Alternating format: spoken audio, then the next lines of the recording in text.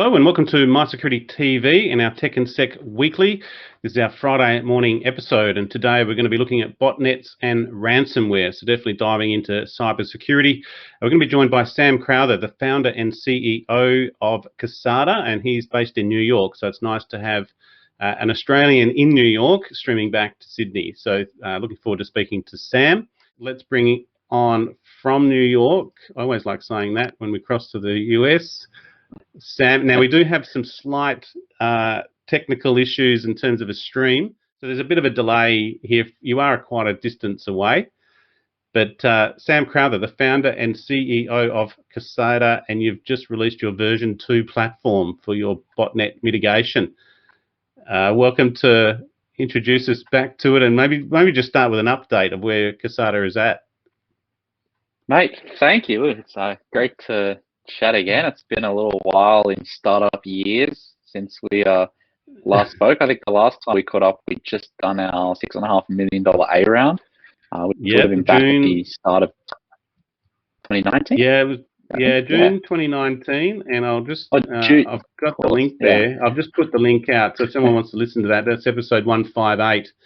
And I think you were in Chicago at the time, and you were moving to New York. Yeah, so I would have been. So I initially moved over to Chicago, one of our awesome customers over here, and then as we started to get to a point where we're going to need to grow even more, made the call to relocate over to New York, which has been great. Aside from, I guess, the kerfuffle of the last year, it's been pretty tops. Well, so yeah, and you've decided obviously to stay there, or were you able to come back? No, look, I made the call pretty early on that I was needed here, and I think it's absolutely been the right call. So I have no regrets of it. I am looking forward to when I can get home to say hey to everyone, but understand that you guys have done this so well, and I don't want to be a reason that's jeopardized. Fair enough. Well, look, it is a bit of a shame of that situation in the US, and I covered it slightly in my editorial for the Cyber Risk Leaders magazine. But enough about that and the distraction. Just to update us on the funding, you've gone through Series B now. You raised an additional 10 million last year. How much have you expanded, and was that series, has that put a lot more effort into the platform itself, and this is where we're seeing now version 2? Yeah, so middle of last year or so, you're right, we closed our $10 million US Series B funding.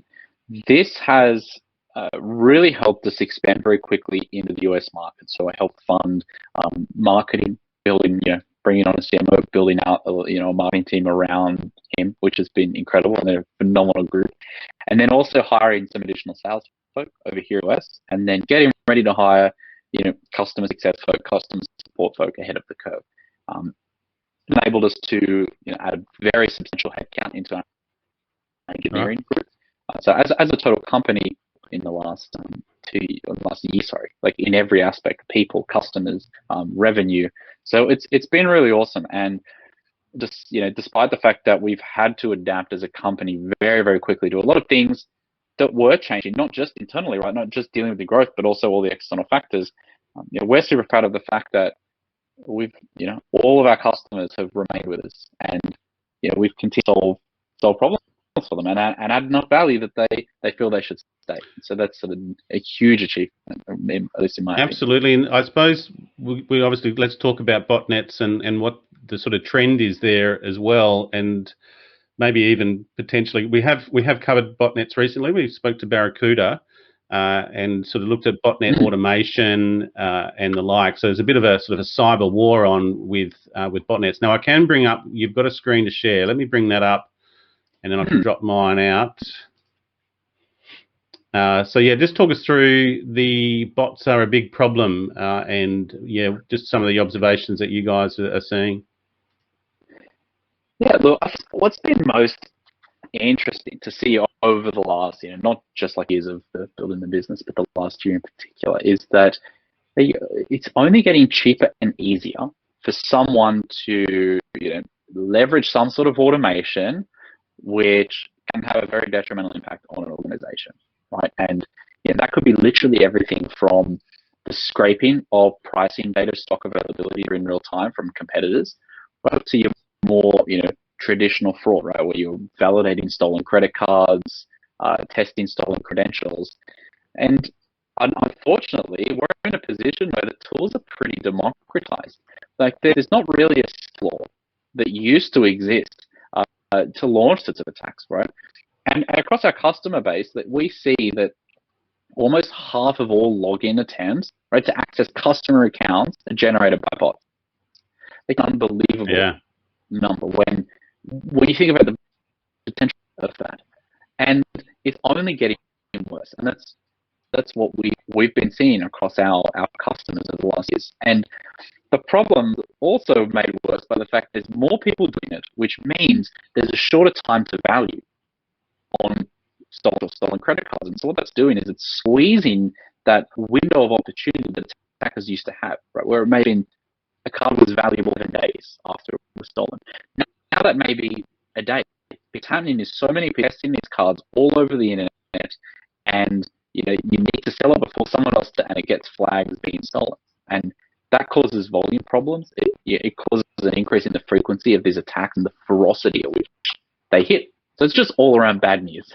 Yeah, look, there isn't a lot of good news out there because we've just been covering that, mentioned there, the darknet markets, sort of the illicit markets there, but we also looked at the cryptocurrency money laundering going on, and this is all very much related. I imagine you can now go onto the darknet and sort of execute your own botnets or purchase your botnets, right? This is where it's coming. It's a sort of a cut and paste approach. Exactly. And you're either paying someone to launch the attack for you, or you're just purchasing the proceeds from it. Yeah. Here's a fraction of a Bitcoin. I would like 3,000 validated stolen credit cards. Thank you. And that's it from this region. Even. And it is a pretty powerful. And like, I guess from the flip side, right, what we've also seen a lot of folks doing, not just building these tools, which are really, really simple to use, but increasing the sophistication of them. And while a lot of the time having them remain free and open source. And we've seen a big shift from the attacks, I guess, which were really, really common, where it's a single IP address, 2 IPs, sending hundreds of thousands of login attempts, to very, very distributed attacks that are using, proxy networks that are legitimate customers' IP addresses, so you can no longer distinguish, this IP is behaving in a way, therefore it's a good one, and this IP is behaving in this way, therefore it's bad, because it's actually all on the same source network. And obviously that's very problematic, because you can't play whack-a-mole with your real customers' IP addresses. Yeah. It's not a game that is going to be very fun. And it's combining the fact that they can get access to these vast networks very cheaply with more sophisticated automated tools that exist. And it's created a challenge where it's very, very difficult to discern the difference between a normal user and an illegitimate one, because the behaviors at a layer you would monitor are identical. It's the intent that's different, and that's very, very hard to figure out when you're only looking at the sort of transaction layer. Now, how much a sort of loss, where's the financial impact for companies in this regard, rather than just the stolen credit cards? But we run multiple websites and the like, and we see a lot of that traffic that is not human. It's just the scraping and the crawling. What are some of the key sort of techniques that are being used? Sorry, from the defender's side? Yeah, no, from the attacker's side, actually. What type of thing is going to be happening on a normal website that's live that it needs to be defending against, and I suppose the impacts that it can have on the site? Well, I think the problem is that actually it varies very, very drastically from organization to organization, vertical to vertical. What generally common and what ties it all together is either valuable data is being displayed, because value can mean to different people, but that could be pricing information and stock availability if you're an e-commerce website. What sort of access points are there? So authentication, right? A payment gateway.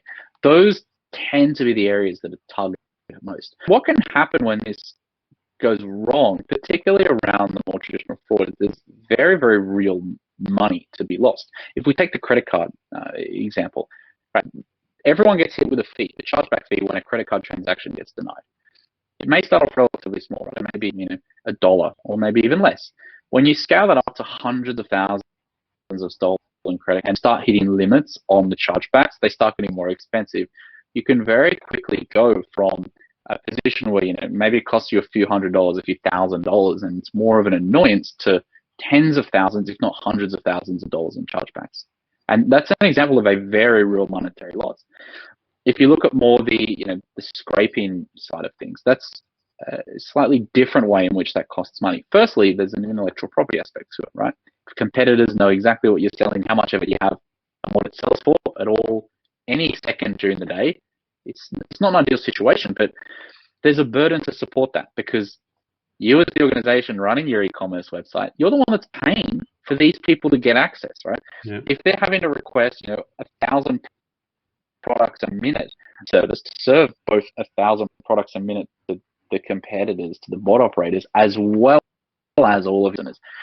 And what we find on our large e-commerce customers' websites is that bots make up such a substantial percentage of traffic that when you get rid of them, infrastructure costs can be reduced by 20 to 30% almost immediately. And that's a very powerful thing as well. Does it have much, are they impacting on sort of site speed in a way, or sort of that activity on the website as well for other end users?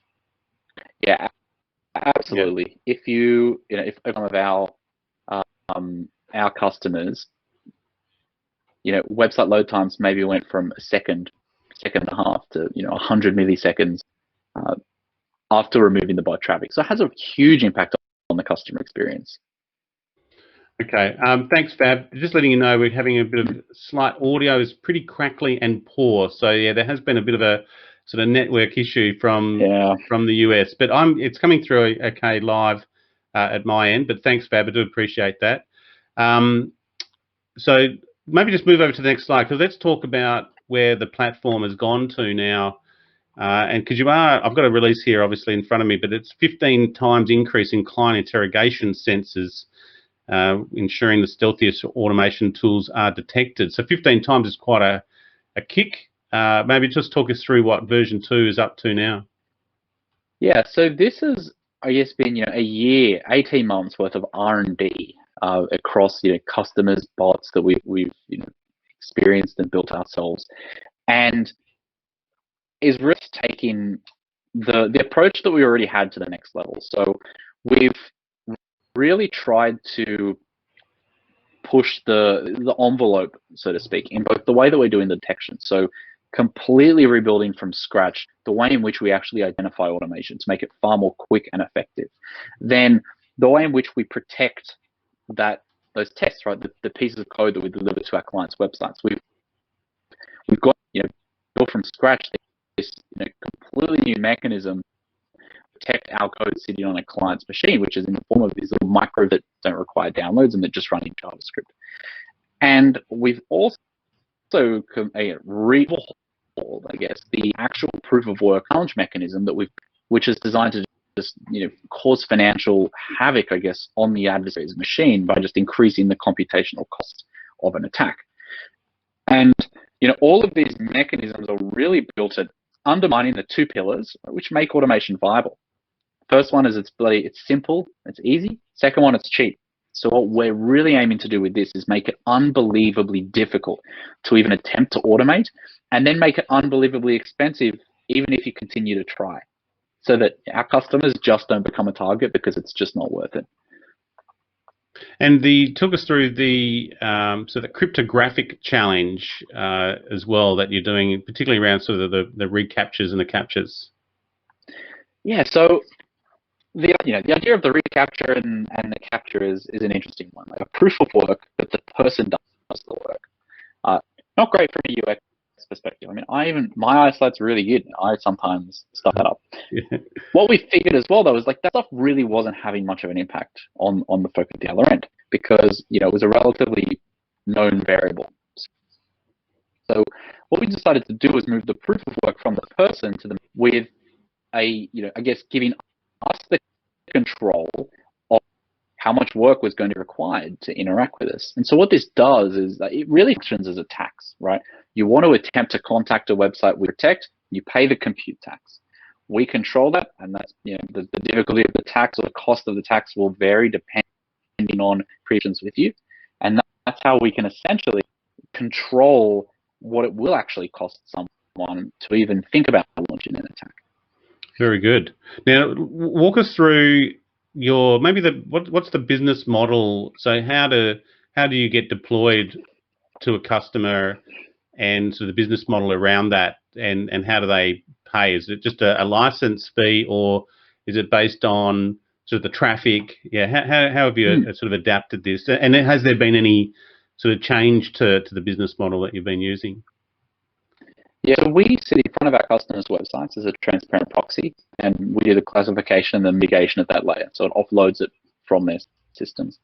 From a commercial model, we charge based on the number of requests that we have to clean over a given period, and there's been no major change to that commercial model over the time we've existed. We found that it covers a lot of use cases, right, where you either have very choppy traffic up and down. Maybe a business that does a lot of events, and you may have 100x traffic very quickly, and then not 1x traffic. Also businesses where it's very stable, and so we've decided to continue moving forward with that model.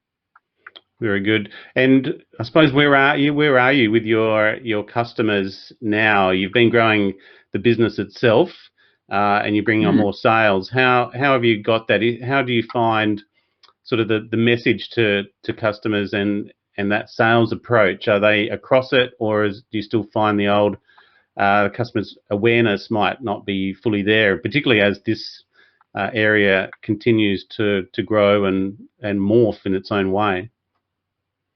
Yeah, so I think most people really understand at least the impacts of this issue. There are still obviously a few people who don't, but that's okay, because there's absolutely an education problem. But we interact with more and more people who understand the impact.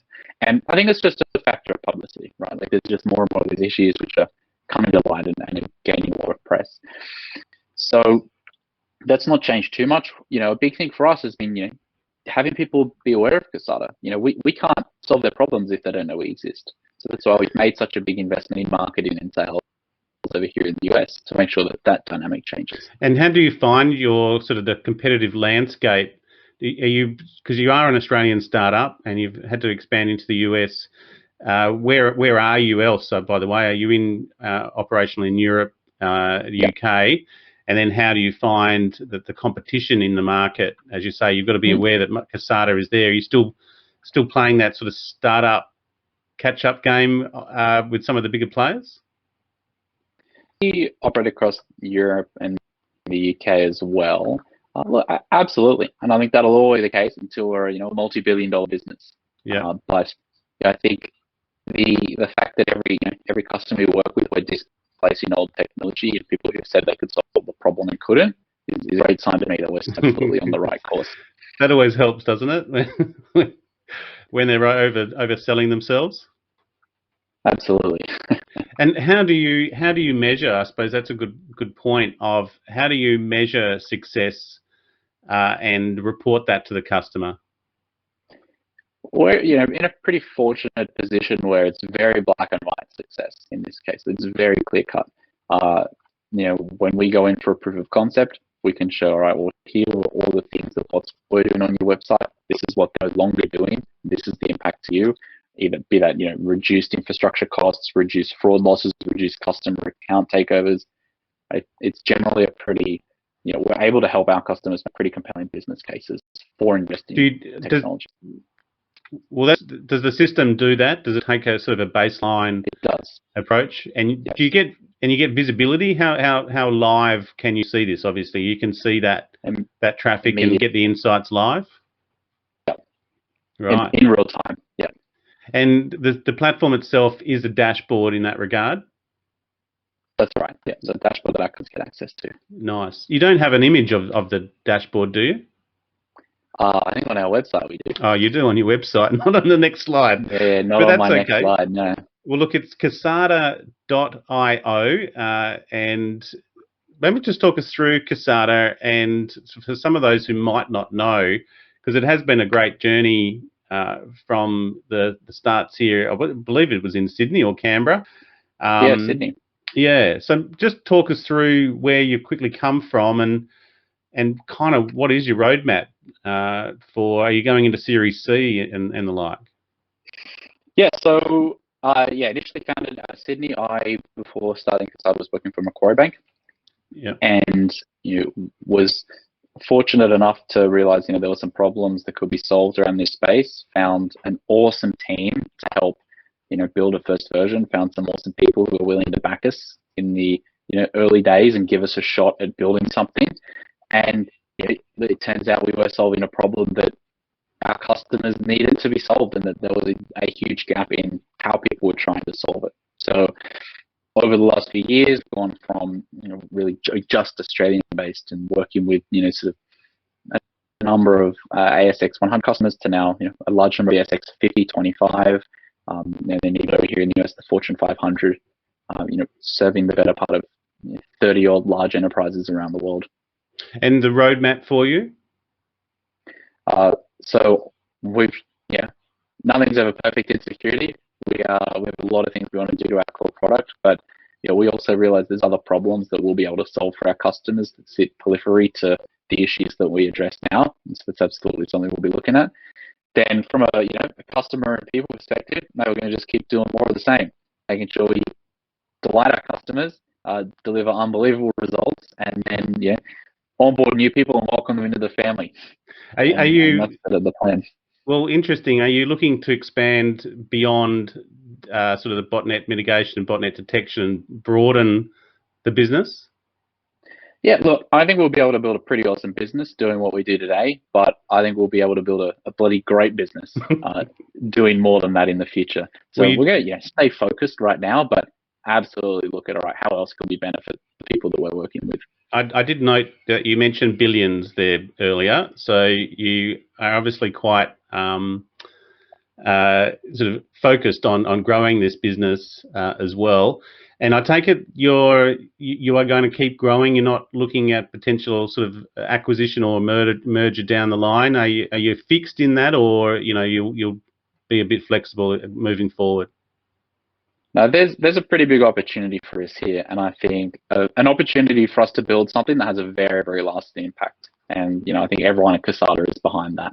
Nice. Well, look, it's a wonderful story, and it's great to be speaking to the founder and CEO of an Australian startup, and we've kind of followed the story, even from your early days, sort of presenting here in Sydney. At sort of association meetings, I've sort of followed this, and then we had you on in 2019. So it's been a great story and one to follow. For those who may not know, Turnbull and Partners was involved with your Series B. So Malcolm Turnbull, the former Australian Prime Minister, is involved in sort of backing you as well, and you've got a range of different partners in the background supporting you. So you're well supported. It must be a great sort of I hope it's not too easy for you, Sam. I hope it's still a challenge for you. I noticed with your CMO previously was helping you out, and they're looking after you. Mate, there's a lot of problems to solve, but we've been very, very lucky. We've got some brilliant investors, and then the team that's leading the business and helping to build the business are just unreal. Great. I couldn't have imagined we genuinely get so lucky. So it's very, very cool to see. Okay, well, look, as long as you're enjoying it, and it sounds like you're loving it, and please stay safe there in New York. Hopefully you guys are going to come out the back end of that, of COVID. I suppose just to finish off, and Sean's in the background now. G'day, Sean. We'll have you on shortly. How did you find COVID impacted the business, but also the activity online? Because everyone else we're talking to has seen massive uptakes, in both the usage, but also the cyber attack threat landscape. Has that been kind of good in a way for the business? So I'd say we're no different from other companies in similar spaces. Our value prop is, we're going to put our customers the most valuable, previously it was one of their most valuable ways to interact with their customers. Now it's almost the only channel for a lot of organizations. And so for us, we can add even more value than we used to be able to. And we've seen a huge increase across the board. in all of our existing customers and new ones that are really, really doubling down their investment in their digital channels, and it's absolutely paying off for them. Very good. Well, look, on that note, let me just bring up this one slide there, and just as a closing off, Sam, we'll have you on maybe next year, or we'll continue to follow the story. But we've been joined by Sam Crowther, the founder and CEO of Kasada. They're in New York, and their V2 platform for botnet mitigation. You can go to kasada.io, check them out. They've got some videos on there and other guides as well. And I'll be honest, we've started to look at it too, in terms of we're up to 10 websites now, and yeah, just something that will assist us. So I'll reach out to one of your sales guys. Right. Sounds good, Chris. I Good appreciate it. Okay, look, thanks, Sam. Stay safe, mate, and enjoy your evening. Mate, will do. Thanks for having me. Cheers. All the best. Bye-bye.